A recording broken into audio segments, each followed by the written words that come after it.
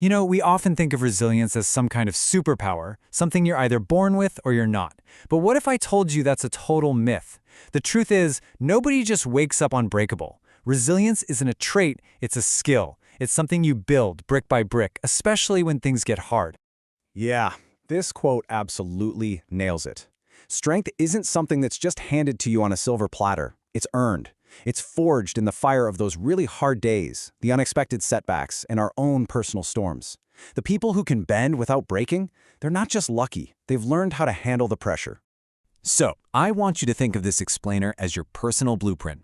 Over the next few minutes, we are going to break down the essential steps for building a mindset that is genuinely stronger than your circumstances. Okay, first things first. Let's just clear the air on what resilience actually is, because honestly, there are a lot of misconceptions floating around out there.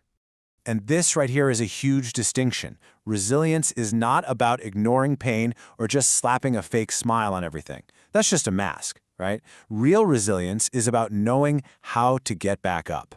It's about endurance, it's about adaptation, and it's that daily conscious decision to just keep moving forward even when you really don't feel like you can.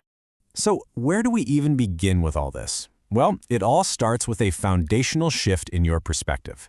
Let's get into the very first and maybe the most important step. Step 1, you have to take radical, full ownership.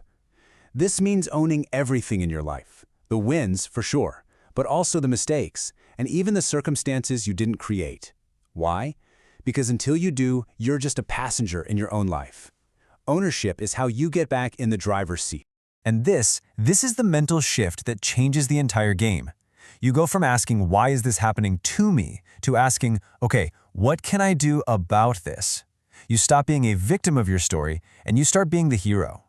Even if you didn't cause the problem, you get to choose how you face it.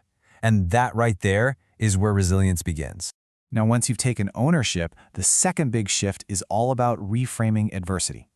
Look, challenges are a part of life, they're not going away. So we have to change how we see them. This is really the heart of a resilient mindset.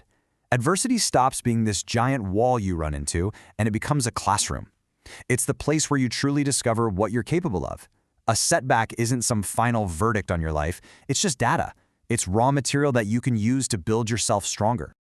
Okay, so with that new foundation in place, it's time for the workout. These next 3 steps, think of them as the core exercises for building your mental and emotional muscle. Step 3 is all about regulating your emotions. Now, this is not about suppressing what you feel. It's about creating just enough space between a feeling and your reaction so that you get to choose your response wisely instead of just reacting. Think of it this way.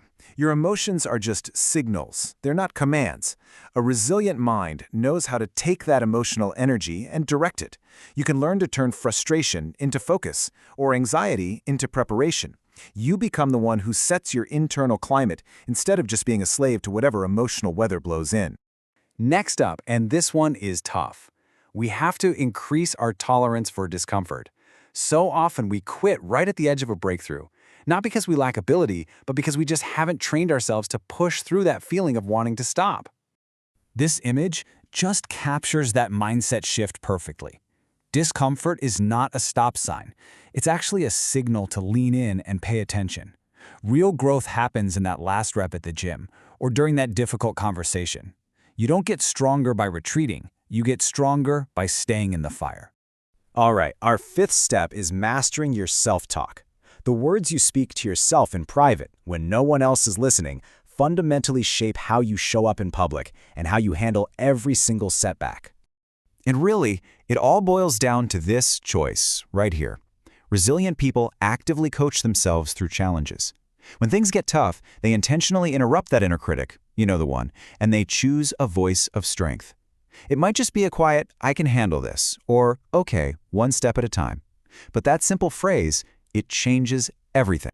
So all this internal strength we're building, that's the engine. But an engine without a steering wheel is useless, right?